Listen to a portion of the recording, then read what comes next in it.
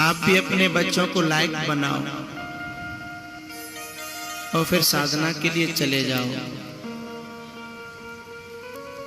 देखो, बच्चों को लायक बनाना अच्छी बात है, लेकिन इतने लायक मत बनाना कि वे तुम्हें नालायक समझने लगे।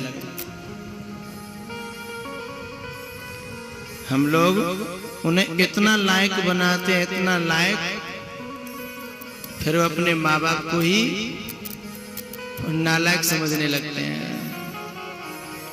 कई बच्चों के मुख से आपने सुना, अरे तुम जानते जानते को जोनी मूड मारते तो बैठो ना चुपचाप। अब बताओ, तुमने इतना लायक बना दिया कि अब तुम भी उनके लायक नहीं रहे।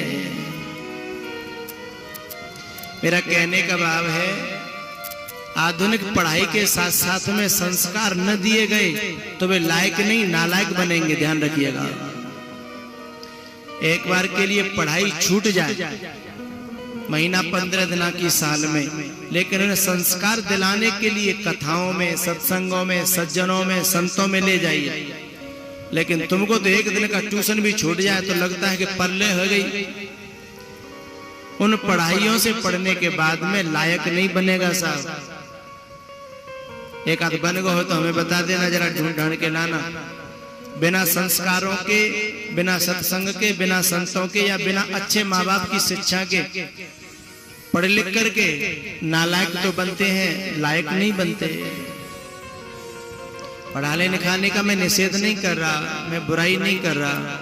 पढ़ाओ लिखाओ अच्छी बात है, लेकिन संस्कार विहीन पढ़ाई राक्षस बनाती है। तुम 12 महीने पढ़ाते हो तो कम से कम 1.5 महीना 2 महीना उन्हें सत्संग में, कथा में, कीर्तन में जरूर ले जाओ। और फिर वैसे भी गर्मियों की छुट्टियां भगवान तुम्हें इसीलिए तो देता है, लेकिन उनमें फुर्सत नहीं है तुम्हें कुल्लू मनाली जाने से, जम्मू कश्मीर जाने से और फलाने फलाने जगह जाने से, है ना। तो एक तो वैसे ही वो राक्षस बन रहा था पढ़ पढ़ के, फिर डबल राक्षस बनने की और तुमने ट्रेनिंग दे दी, पिकनिक मनाने ले जाते हो, है ना।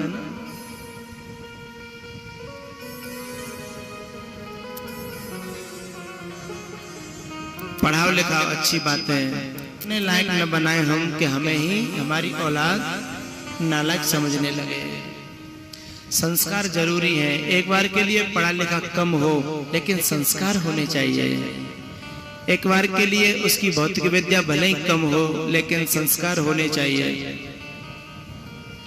हम संस्कारों की कदर करना छोड़ गए हैं और कमाई करने के जितने साधन हैं भले बुरे, उन्हें हमने अपनाना शुरू कर दिया है।